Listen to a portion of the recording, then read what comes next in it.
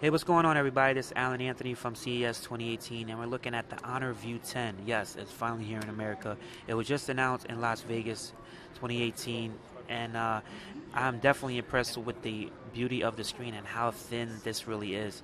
And it does have a Kirin 970 processor, up to 6 gigabytes of RAM, and 128 gigabytes of internal memory, and it does have a big battery clocked in at 3,750. Now it does come with Android Oreo at the box. I'm not sure about the update, but as you guys can see, it's a definitely smooth experience. It's a little bit big as far as the icons, but I know they do have a theme in store for Honor.